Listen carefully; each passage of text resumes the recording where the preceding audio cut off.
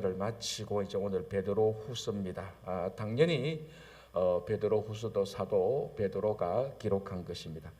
자, 먼저 잠시 이쪽에 한번 볼까요? 16절 우리 주 예수 그리스도의 능력과 강림하심을 너희에게 알게 한 것이 교무에 만든 이야기를 따른 것이 아니요 우리가 그의 크신 위엄을 친히 본 자라. 자, 예수님이 그 능력과 강림하심. 그러니까 이 강림은 예수님께서 다시 오실 재림이지 않습니까? 사도 베드로가 예수님과 3년간 동고동락하면서 예수님의 말씀을 직접 들었고 직접 그 예수님의 능력이 나타난 것을 보았고 재림하시기 위해서 하늘로 올라간 것을 그대로 다 보았습니다. 그래서 어떤 사도보다도 이 베드로가 전해주는 말씀은 주님과 함께 있었던, 그래서 초기 교회 때 이 베드로의 권위가 이게 뭐 인간적인 세속적인 그런 권위가 아니고 사도로서의 권위가 막강했던 것입니다. 그래서 이 권위가 있다는 것은 그가 신뢰한다는 거죠. 그래서 이 사도 베드로의 말씀이 우리가 확실하게 신뢰할 수 있는, 의심 없이 여러분들이 믿어도 된다는 것을 얘기합니다. 그리고 또 17절 18절 보면은 하늘에서 예수님에게 나는 음성을 사도 베드로도 직접 들었죠. 변화산상에서 이는 내 사랑하는 아들이요 내 기뻐하는 자라는 말을 베드로가 변화산상에서 직접 들었습니다. 그걸 지금 언급하고 있는 겁니다. 이런 것들을 볼 때 예수님과 동행했던 그 모든 것을 보았던 가장 옆에서 가장 측근에서 가장 자세하게 직접 경험했던 이 베드로 사도가 우리들에게 전해주는 말, 이 말은 여러분들이 의심 없이 그대로 받아들이면 된다는 권위적인 것을, 이 권위가 있다는 것을 먼저 말씀합니다. 자, 베드로 전서는 흩어진 나그네들, 그래서 그 흩어져서 살고 있는 그곳에서 신앙 때문에 핍박받는 사람들에게 고난의 참된 의미를 얘기해주고 그 고난받는 자들에게 위로하고 그리고 참된 고난을 받는, 거짓된 고난, 뭐 자기가 잘못해서 받는 그런 게 아니고 참된 고난을 받는 흩어진 나그네들을 위로하고 격려하기 위해서 기록했던 것이 베드로 전서였습니다. 자, 베드로 후서는 뭔가 하면요, 그러니까 이 베드로 전서는 외부로부터 핍박을 받는 성도들에게 위로와 격려의 말씀이었습니다. 베드로 전서는. 그리고 베드로 후서는 뭐냐? 이게 세상 살아가는 패턴이 다 똑같습니다. 공동체의 패턴이 외부로부터 적을 막아내고 내부를 공고히 하면 그 다음부터 문제가 어디서부터 생깁니까? 내부에서부터 생기는 겁니다. 이 베드로후서도 읽어보면 우리 1장도 그 방금 제가 봉독해야 되는데 가만히 보면요, 어디에 계속해서 초점을 맞췄는가 하면 교육입니다. 교육, 양육. 이 말씀을 알아라. 내가 떠난 후에도 너희들은 내가 너희들에게 했던 이 말씀을 기억하기 위해서 이 베드로후서를 쓴다. 왜? 이제 외부로부터 핍박을 막아내고 나면 내부에서부터 문제가 터지는데 그 중에 문제가 하는가 하면 거짓 교사들이 나타난다는 겁니다. 그래서 사실은 우리가 역사적으로 이렇게 봐도, 우리가 또 경험을 해봐도 외부의 적보다 더 무서운 게, 더 그 공동체를 파괴하는 게 뭡니까? 외부의 적이 아니고 내부의 적이죠. 그래서 사실은 사탄은 교회와 같은 거룩한 공동체를 파괴할 때 외부로부터 핍박과 이런 방법은 하수입니다. 하수. 진짜 고수는 뭡니까? 내부로부터 자꾸 분열을 시키는 거죠. 그 내부 분열의 최고가 뭡니까? 그 헤드카르, 본부라고 말하죠. 교회에 말하면 최고 지도자들이 있는 중요한 직분자들을 공격하는 겁니다. 그 사람들을 의심하게 만들고 그 사람들끼리 갈등하게 만들고 다른 그 비방하게 만들고 비방에 휩쓸리게 만들고 거짓된 이야기가 나오게 만들고, 그래서 이 베드로후서는 그것을 사도 바울이 방지하고 이제 그 예수 믿는 그 공동체, 그 우리 말하면 지금 교회 공동체죠. 교회 공동체를 든든히 하기 위해서 이 베드로후서를 기록하는 겁니다. 그래서 내용을 읽어보면 전부 다 교육입니다. 참된 바른 교육, 참 진리를 말하는 거죠. 거짓 교사들이 자꾸 엉뚱한 소리를 해서 자꾸 그 갈등 일으키고 분열하고 우리말로 하면 수근수근하고 비방하고 험담하고 그렇게 해서 교회 내부에서 자꾸 분란을 만들어내고 서로 의심하게 만들고 갈등하게 만들고 어떤 일이 일어나면 사실도 안 한 채 그 사실 확인도 하지 않은 채 막 비방하는 그런 일들을 방지하고 그런 일들을 정리하기 위해서 베드로 후서가 기록된 것입니다. 그러니까 가만히 보면 어느 날 우리 교회 공동체 안에 모든 공동체 안에 이런 요소들이 다 있지 않습니까? 그리고 이것을 우리가 듣고 야 이게 여러분 역사적으로 가장 강했던 제국들도요 로마 제국이 외부 공격에서 무너진 거 아닙니까? 내부 안에서 부패하고 타락해서 다 그 무너진 거 아닙니까? 그래서 그것을 이제 우리에게 중요한 교훈을 주는 게 베드로후서입니다. 자, 1절. 예수 그리스도의 종이며 사도인 시몬 베드로는, 자, 이 꼼꼼히 읽어보면은 시몬 베드로라고 말하는 이 구절이 굉장히 인상적이죠. 예. 베드로면 베드로고 시몬이면 시몬이었습니다. 지금까지 호칭들이 우리 복음서에 베드로 아시죠? 원래 이 사람의 이름은 원래 시몬 아닙니까? 시몬. 그런데 베드로는 예수님께서 덧붙여준 이름입니다. 그죠? 베드로 뜻이 뭡니까? 반석이지 않습니까? 반석. 그러니까 반석이니까 큰 돌, 큰 바위인데 그런 반석이 아니고 신앙 고백을 한 반석입니다. 그죠? 신앙 고백을 했을 때 예수님께서 베드로 그러니까 시몬에게 이제 내가 너를 베드로라고 부르겠다, 반석이라고 부르겠다. 그게 페트라, 반석이라고 부르겠다고 했지 않습니까? 그래서 그때부터 베드로라고 불렸고 우리들이 지금 계속해서 베드로, 영어는 피르라고 부르죠. 원래 이름은 시몬이죠. 자, 그런데 오늘 1절 보면은 시몬과 베드로는 이름을 다 같이 부르고 있어요. 이런 호칭이 나타난 게 없습니다. 뭐 베드로면 베드로고 시몬이면 시몬이었는데 1절에 시몬 베드로라고 정확히 자기가 태어날 때 원래 가지고 있었던 이름 그리고 주님으로부터 받은 이름을 같이 써서 이건 무슨 말입니까? 이 베드로 후서에 이게 가짜 편지가 아니다. 가장 정설된 권위 있는 진짜 편지라는 것을 의미하는 겁니다. 시몬 베드로. 누가 말해도 이 사람은 시몬이었고 이 사람이 베드로가 되었다라는 그런 의미가 있죠. 자, 그리고 그 앞에 뭐라고 말합니까? 종이며 사도다. 예수 그리스도의 종이며 사도다. 자, 우리가 앞에서 봤을 때 사도 베드로도 늘 이렇게 자기를 소개를 많이 했습니다. 물론 어떨 때는 종, 어떨 때는 사도, 하나의 그 직분으로만 자기를 소개한 적도 있었지만은 많은 부분에서 예수 그리스도의 종과 사도인 바울은 뭐 이렇게 자기를 소개했죠. 베드로도 그렇게 소개합니다. 종과 사도라고 말합니다. 어떻게 보면은 우리 성도의 직분에 이 직분의 종과 사도의 이 기능과 이 원래 의미가 다 있어야 됩니다. 어떤 직분이든지 간에. 자, 종의 특징은 뭡니까?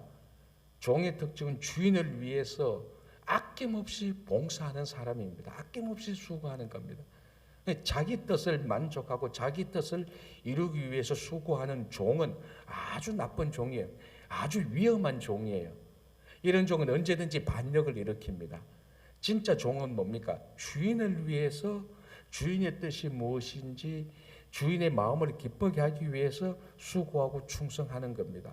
그게 종이죠. 원래 종입니다. 그게 싫으면은 종을 하면 안 돼요. 자기가 주인 하든지 그냥 제3자로 있든지 해야지. 자기가 종이라고 말하면은 자기의 모든 삶의 목적은 주인에게 있어야 됩니다. 그래서 이 사도 바울과 사도 베드로는 자기가 받은 직분, 그 직분을 감당하는데 종으로서 감당하는 겁니다. 주인을 기쁘게 하기 위해서. 자, 그러면 이제 또 주인이 이제 어떤 주인인지 그게 중요한 거죠. 그러니까 종의 행복은 종의 모든 삶의 의미는 주인에게 달려 있어요. 열심히 수고하고 봉사했는데 주인이 아주 나쁜 사람이었다, 악인이었다. 그런 이 종의 인생은 악인과 같은 인생으로서 의미가 없는 겁니다. 한평생 수고했는데 한평생 받들어 섬기는데 나중에 알고 보니까 이 주인이 반역자이고 악인이었다는 겁니다. 그럼 이 종의 인생은 다 허무한 거 의미가 없습니다. 그런데 나중에 알고 보니까 이 주인이 정말로 영광스럽고 정말로 위대한 분이었다면 종의 인생도 주인의 인생처럼 영광스럽고 좋게 되는 겁니다. 그래서 오늘 1절에 이 종은 누구의 종입니까? 예수 그리스도의 종입니다. 의심할 여지 없이 인류 역사적으로 가장 위대한 사람이 종이 된 거죠. 의심할 여지 없이 이분에게 가장 많은 수고와 충성을 바치는 것. 그래서 바울과 베드로는 종이라는 것을, 예수 그리스도의 종이라는 것을 당당하고 자랑스럽게 말합니다. 자, 우리가 종이라고 말을 하니까 이 단어에 있는 부정적인 미천한 의미를 우리가 느끼지 못하는데, 사실은 노예라는 뜻입니다. 노예. 여러분, 역사적으로 그 노예의 삶을 살면서 그걸 자랑스럽게 생각하는 사람이 어디 있습니까? 우리 조상들은 다 노예였습니다. 난 그걸 자랑스럽게 생각합니다. 그게 얼마나 어리석은 말입니까? 누구든지 노예라는 신분은 숨기고 싶고 드러내지 않습니다.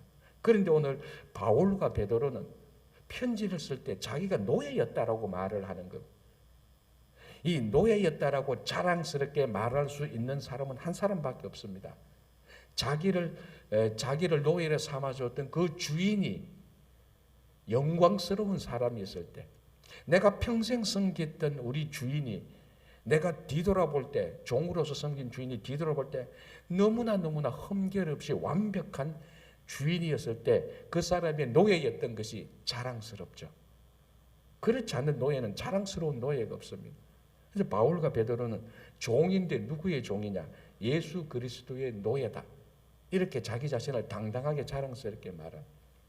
그래서 이 종은 오직 주인의 참된 기쁨과 주인의 유익을 위해서만 일하죠. 바울도 그렇고 베드로도 그렇고. 그래서 종은 주인을 위해서 충성스럽게 일하는 사람입니다. 자, 그 다음에 뭐라고 하면 사도라고 말했죠. 원래 사도의 뜻은 뭡니까? 원래 사도의 뜻. 헬라어로는 어파슬이라고 말해서 같은 말이죠. 영어 발음하고 헬라어 발음하고 같은데, 원래 사도의 뜻은 부르심을 받은 사람입니다. 원래 사도에는 어떤 목적을 위해서 그 목적을 타겟으로 해서 부르심을 받은 사람을 가르쳐서 사도라고 말합니다. 그래서 바울과 베드로가 하나님 우리 주님으로부터 부르심을 받았지 않습니까? 베드로는 갈릴리에서, 바울은 다메섹 도상에서 직접 부르심을 받았습니다. 이 부르심을 받은 사람들이 사도입니다. 그런데 목적이 있는 겁니다. 무슨 목적? 복음을 전하기 위한 목적이죠. 그래서 우리가 우리의 직분이 무엇이든 간에, 이게 목사든 장로든 교사든 어떤 직분이든 간에 이 종과 사도의 성격과 의미와 기능이 다 있어야 되는 겁니다. 어떤 직분이든 간에 이 직분의 초점은 주인 대신 예수 그리스도의 영광과 그분의 유익을 위해서 일해야 되고, 내가 이 일을 위해서, 이 목적을 위해서 부르심을 받았다는 소명의식이 있어야 되는 겁니다. 그래야 어떤 직분에 있든지 그 직분을 기쁘게, 즐겁게, 충성스럽게 감당할 수 있는 겁니다. 그래서 첫 편지 말에 자기가 누구다라고 말하면, 난 예수 그리스도의 종이고 예수 그리스도의 사도다라고 당당하게 말하는 겁니다. 우리 모든 직분자가 이런 기능과 호칭과 의미가 다 있는 겁니다. 자, 다시 볼게요. 예수 그리스도의 종이며 사도인 시몬 베드로는 우리 하나님과 구주 예수 그리스도의 의를 힘입어 동일하게 보배로운 믿음을 우리와 함께 받은 자들에게 편지하노니. 자, 여기 예수 그리스도의 믿음의 의, 이거는 우리가 앞에서 많이 들었기 때문에 아는데, 여기서 특별하게 베드로 사도가 말하고 있는 게 이럽니다. 예수 그리스도의 의를 힘입어 동일하게 보배로운 믿음을 우리와 함께 받은 자들, 동일하게 믿음을 우리와 함께 받은 자들, 보배로운 믿음을 함께 받은, 그게 이제 베드로 후서를 읽는 독자들이죠. 베드로 후서를 읽는 사람들이죠.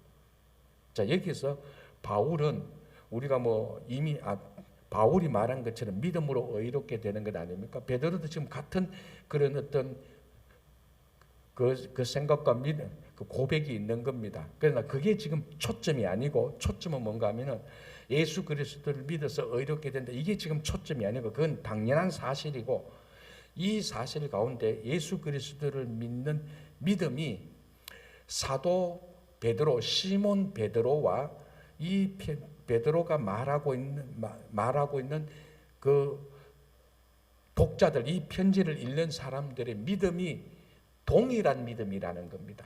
이게 다른 믿음이 아니라는 겁니다. 나는 예수를 믿고 너희들은 다른 사람을 믿고, 그리고 내가 믿는 믿음은 수준이 높고 네가 믿는 믿음은 낮고, 나는 시몬 베드로니까, 나는 예수님의 수석 제자였으니까, 나는 사도였으니까 나의 믿음은 고개라고, 너희들이 2등급 3등급 믿음이고, 이런 믿음이 아니라는 겁니다. 동일한 믿음이라는 겁니다. 누구든지 다 똑같이 예수 그리스도를 믿는 것이라는 겁니다. 대통령이든 노예든 남자든 여자든 종이든 주인이든 똑같은 믿음입니다. 그래서 사도 바울이 갈라디아서 3장에서 말하지 않습니까? 예수 그리스도 안에서는 남자나 여자나 종이나 자유자나 이방이나 유대인이나 다 같이 하나다 똑같다라고 말. 왜? 믿음이 같으니까. 자, 그러니까 이제 우리가 이 2000년 전에 바울이나 베드로의 그의 믿음과 그의 신앙생활에서 우리가 많은 지금 도움과 깨우침을 받을 수 있는 겁니다. 우리가 하나 될 수 있는 것은, 자, 2000년 전에 종과 주인이 하나가 된다. 그거는요, 말할 수 없는 혁명입니다. 남자와 여자가 하나라고요. 이거는 유대인과 이방인이 하나라고요. 이게 어떻게 가능해요? 이거는 진짜 천국과 지옥이 하나라는 말하고 같은 의미로 충격이 있는 겁니다. 그런데 그게 그리스도 안에서 그런 일이 일어나거든. 오늘 베드로도 말합니다. 그 똑같은 믿음을 가지고 있다. 똑같은 동일한 믿음을. 종이나 자주자나 다른 믿음이 아니다. 자, 여러분, 이 당시에 2000년 전에 로마나 이런 사회가 전부 다 계급 사회가 아닙니까? 전부 다 계급 사회. 여러분, 군대 가보십시오. 전부 다 계급 아닙니까? 다 계급의 차이가 모든 것의 차이를 다 만들어냅니다. 계급이 다르다. 모든 게 다 달라요. 왜? 계급이 본질이니까. 이 베드로가 있었던, 바울이 있었던 그 시대도 그렇습니다. 계급이 다르기 때문에 생각도 다르고, 먹는 것도 다르고, 입는 것도 다르고, 말하는 것도 다르고, 교육도 다르고, 모든 게 다 다릅니다. 계급이 다르고. 그런 시대에 우리는 예수 그리스도를 믿어서 얻는 구원, 그 구원의 통로였던 믿음, 우리는 그럼에도 불구하고 시몬 베드로나 저 노예와 같은 노예 신분을 가진 그 사람이나 동일한 믿음을 가졌다. 똑같은 믿음으로 구원하는. 그래서 바울은 똑같은 믿음이라면은, 동일한 믿음이라면 우리는 하나가 된다는 겁니다.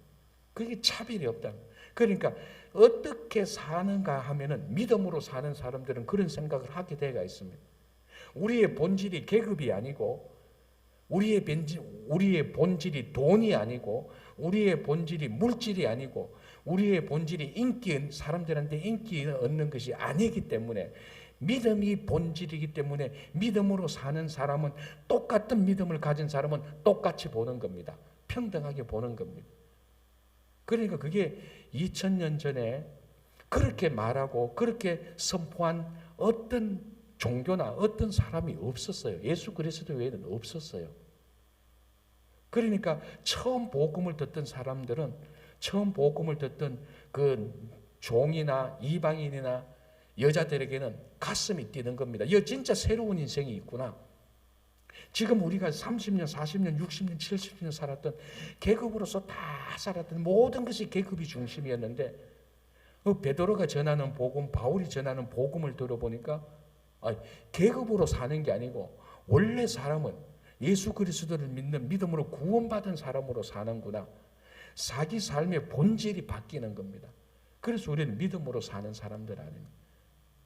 우리가 늘 말로는 믿음으로 산다고 말하지만, 물론 예수 그리스도를 믿기 때문에 믿음으로 산다고 말하지만, 믿음으로 그 사람은 천국 가는 천국의 티켓을 받을 수는 있었겠지만 실제로 사는 걸 보면 믿음으로 사는 게 아니에요.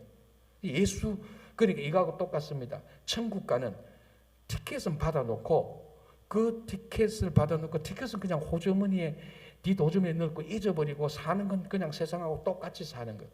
그건 믿음으로 사는 건 아니죠. 믿음으로 산다는 것은 내 본질에, 내 생각과 내 가치와 내 모든 목적에 움직이는 것이 믿음이 되어야 되는 겁니다.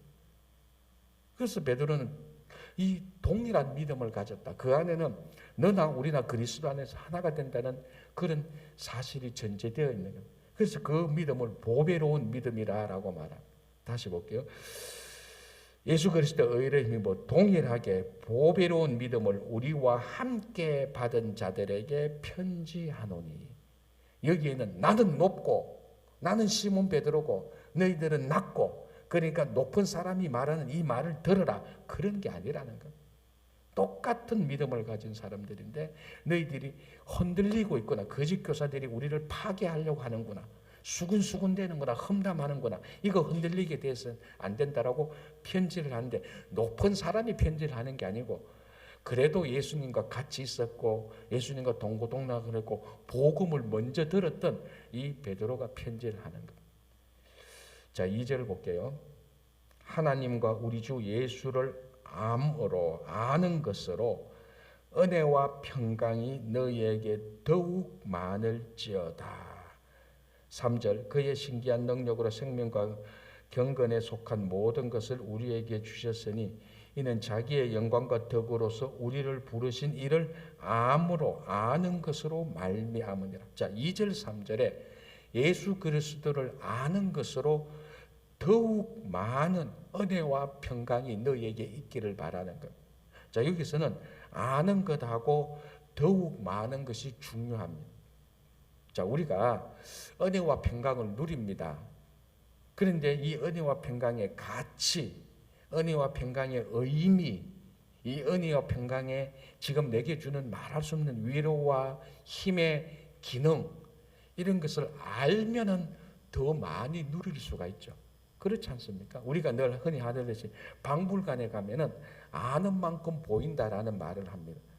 그래서 제대로 박물관이나 미술관을 가려면은 미리 공부를 하고 가는 게 훨씬 더 그 박물관을, 미술관을 더 많이 누리죠. 그 하나도 모르고 가면은 왜 이런 미술을, 왜 이런 그림을 여기에 붙여놨나, 하나도 모르고 가면은 뭐 3,000년 전 뭐 다 하나도 모르고 가면 전부 다 고철 덩어리예요. 고철 덩어리. 고철 덩어리를 쭉 갖다 놓고 뭐 위대한 보물인 것처럼, 모르니까 저게 고철 덩어리로 보이고, 모르니까 이 그림이 애들 낙서처럼 보이는 거예요. 알면은 와, 이 그림 하나에 그 당시 문화와 그 당시 어떤 사상, 믿음이 다 들어가 있던 것을 그림 하나에 다 볼 수 있는 겁니다. 그러면 그림을 보면 볼수록 그 가치를 아는 거예요. 모르니까 가치도 모르는 겁니다. 옛날에 이런 얘기가 있었다 않습니까? 처음에 한국에서 텔레비전 나올 때, 흑백 텔레비전 나올 때, 처음에 텔레비전 나올 때 한국의 방송국이 뭐 2개밖에 없지 않습니까? MBC, KBS밖에 없지 않습니까? 그 다음에 나중에 TBC 나오고. 그 처음에 이제 그 텔레비전에 나왔을 때 이제 서울에 있는 그 이제 자녀들이 그 농촌에 있는 자기 어머니에게 그 전화로 해서 이제 그 텔레비전을 그러니까 심부름 하는 사람을 그 시켜서 그 방 안에 이제 안방에 그 텔레비전을 설치해 놓았습니다. 이제 그래서 명절이 되어서 이제 이 자식이 이제 부모한테 가봅니다. 그 뿌듯하잖아요. 그 부모한테 그 처음 텔레비전 나올 때 텔레비전을 부모님한테 이렇게 해줬으니까. 그래서 부모님이 텔레비전 잘 보고 있나 가보니까 텔레비전을 잘 보고 있어요. 그런데 오늘 또 KBS, 내일 또 KBS, 그다음 KBS만 보는 거야. 왜? 다른 채널이 있는 걸 몰랐으니까. 모르니까 MBC를 안 보는 거예요. 그래서 자녀가 보는, 어머니 왜 이것만 보냐? 그럼 이것만 보지 뭘 보냐고.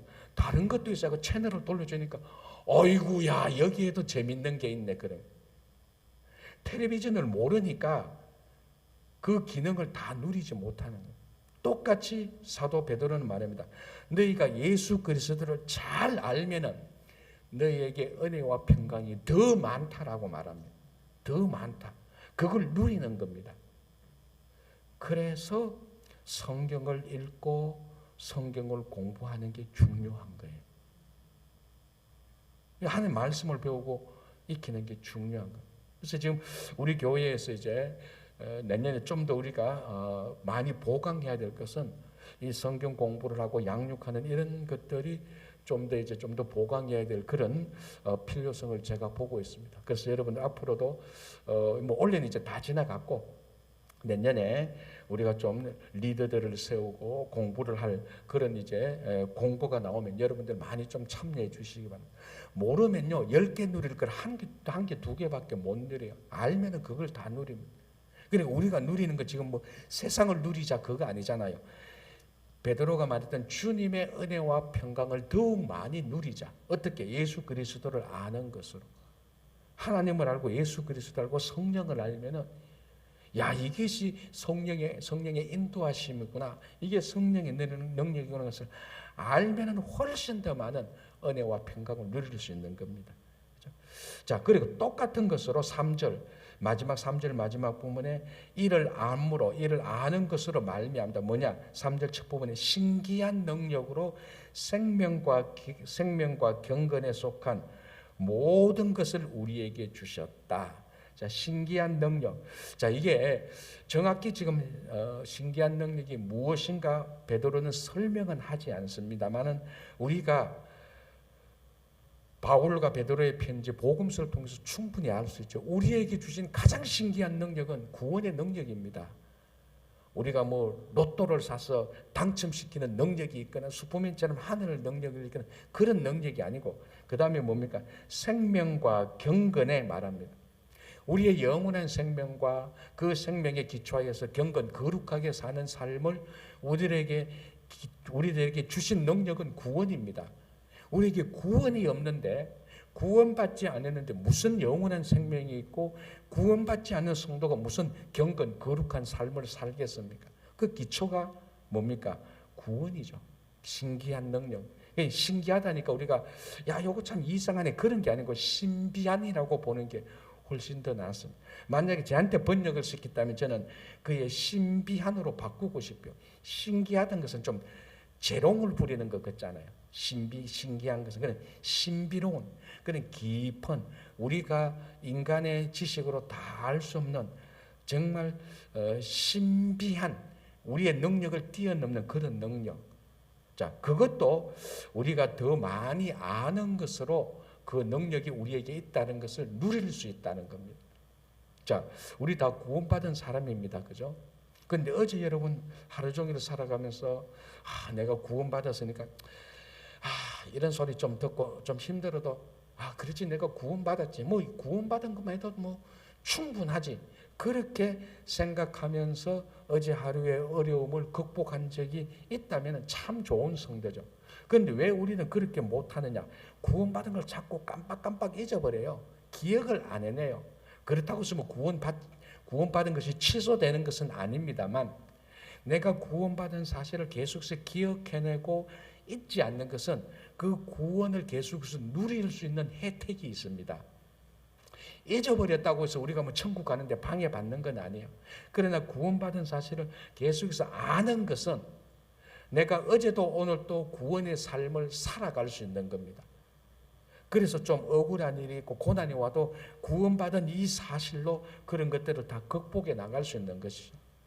그래서 베드로는 자꾸 오늘 아는 것, 그리스도를 아는 것으로 얘기를 하고 있습니다. 이걸 자꾸 상기시키려고 하죠. 자꾸 기억나게 하려는 것이죠.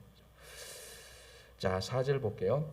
이로써 그 보배롭고 지극히 큰 약속을 우리에게 주사 이 약속으로 말미암아 너희가 정욕 때문에 세상에서 썩어질 것을 피하여 신성한 성품에 참여하는 자가 되게 하려 하셨느니라. 자, 이제는 아까 보배로운 믿음을 말했는데 이제는 보배롭고 지극히 큰 약속을 우리에게 주셨다라고. 무슨 약속? 영원한 하나님 나라에서 영원토록 행복하게 살 수 있는 구원의 약속 아닙니까? 물론 이 구원의 약속은 과거에 이미 이루어졌고 지금도 구원을 살고 있습니다. 그러니까 다시 말하자면 구원은 우리가 과거, 현재, 미래 3시제가 있다 그랬습니까? 과거의 구원은 뭡니까? 이미 구원을 받은 것입니다. 현재 구원은 뭡니까? 구원의 삶을 사는 거죠. 미래의 구원은 뭡니까? 영광스럽게 되는 겁니다. 그 구원이 하나님 나라에서 완성되어지는 거죠. 이 모든 것이 다 구원 아닙니까? 그래서 우리들에게 구원의 약속을 주신 것입니다. 그래서 성도는 매일매일 이 구원의 약속을 따라서 살아가는 겁니다. 똑같은 말일 수 있겠지만 우리가 오늘 살아가는데 어렵고 힘든 일이 있어도 그 일에 휩쓸리지 않고 우리는 여전히 이 약속을 따라가서 약속을 따라 사는 사람들입니다. 그래서 우리 삶의 생각과 가치가 구원의 약속에 따라서 계속해서 방향되어지고 고쳐지는 것이죠. 자, 제일 쉽게 생각하면 이겁니다. 어릴 때 우리가 우리 어머니, 우리 부모님들이 공부시키려고 약속을 하지 않습니까? 야, 이번에 학기말고사 때 네가 반에서 10등 안에 들면 짜장면 사줄게. 이 약속의 파워가 막강합니다. 그죠? 그래서 어린아이들 뭡니까? 그 어머니, 부모님이 짜장면 사주겠다는 그 약속이 내게 왔습니다. 그러면은 시험 칠 때까지 그 약속에 따라 사는 거예요. 야, 이번에 내가 최소한 한 10등 안에 들어가가지고 짜장면 하나 그 부모님한테 받아 먹어야 되겠다. 그 약속이 내 안에 딱 들어오면은, 그럼 그 약속을 이루기 위해서 어떻게 합니까? 공부해야죠. 공부해야죠. 10등 안에 들려면. 부정한 방법으로 컨닝할 생각하지 말고 정상적으로 공부하는. 그러면은 약속이 주어지니까 밖에서 막 놀던 아이가 그 약속을 받으니까 약속 따라 살기 위해서 밖에서 놀던 아이가 안 놀고 공부를 하게 돼요. 삶이 바뀌는 겁니다. 생활이 바뀌는 거예요. 우리가 그렇지 않습니까? 우리 구원의 약속을 받은 사람. 그래서 구원에 따라 사는 겁니다. 그래서 이전에 구원의 약속을 받기 이전에 삶이 바뀌는 거예요. 생활이 바뀌는 거예요. 가치가 바뀌는 겁니다. 삶의 스타일이 바뀌는 거죠. 그래서 구원받은 성도로 사는 겁니다. 그래서 4절에 지극히 큰 약속을 우리에게 주사. 그리고 그 다음에 뭡니까? 마지막에 썩어질 것을 피하여 거룩한 또는 신성한 성품에 참여하는 자가 된다. 거룩한 약속을 따라 살아가는 사람의 성품이 거룩해지는 거죠. 구원의 약속을 따라 사는데, 아까 말했처럼 이제 나는 반에서 10등 안에 들어야 돼. 그래야 짜장면을 먹을 거야. 그 약속을 따라가는 사람의 마인드가 바뀌죠. 학교에서 학교에서 마치면 놀이터 가서 노는 것이 아니고 집이나 도서관에 가서 아니면 학교 교실에 남아서 공부하는 성품으로 바뀌는 거예요. 학생의 성품으로 진짜 바뀌는 거예요. 성도의 성품으로 진짜 바뀌는 겁니다. 구원의 약속을 따라 살아가. 지금 베드로가 그걸 말해요. 그래서 이제 우리가 내일 보겠지만은 이 약속, 구원의 약속 이런 것을 아는 것으로 해서 참된 구원의 진리를 가르쳐서 거짓 교사들이 내부를 분란시키고 분열시키는 것을 다 막아내려고 하는 베드로의 이 귀한 목적이 있습니다. 내일부터 우리 5절까지 다시 한번 우리 또 말씀을 보면서 여러분들이 이 구원의 약속 따라 동일한 믿음을 가지고 살아가는 교회 공동체가 되기를 바랍니다. 기도하겠습니다. 하나님 아버지 감사합니다. 오늘 하루도 이 아침에 주님의 말씀을 생각합니다. 주님, 우리가 모든 직분 가운데 종과 사도의 의미와 가치와 기능이 있게 하시고, 우리가 앞으로 살아가는 동안에 구원의 약속 따라 살게 하시고, 우리가 동일한 믿음을 가져 싸우니 서로서로 사랑하고 서로서로 아름다운 교제로 나아가게 도와주시옵소서. 추수 감사절의 계절입니다. 우리 삶 속에 감사가 많이 넘치게 하여 주시고, 또 돌아오는 추수 감사주의를 통하여서 우리 삶에 풍성한 감사가 넘치게 하여 주시옵소서. 11월 12월을 통하여서 귀한 일꾼을 선출하는 공천이 있습니다. 이 과정을 통하여서 하나님께서 기뻐하시는 일꾼이 선출되어서 이 친구교회가 더 하나님께 많이 영광 돌리게 하여 주시옵소서. 우리 가운데 육신의 연약함과 낙담한 절망한 심령이 있다면 오늘도 주님께서 그들을 영육간에 강건하게 해주시고 치유하여 주시옵소서.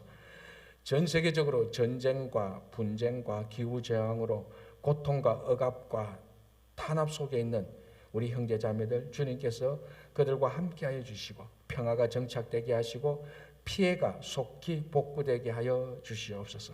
주님, 우리 각자의 기도를 들어주시고 우리 한 사람 한 사람이 하나님 앞에 온전히 서게 하여 주시옵소서.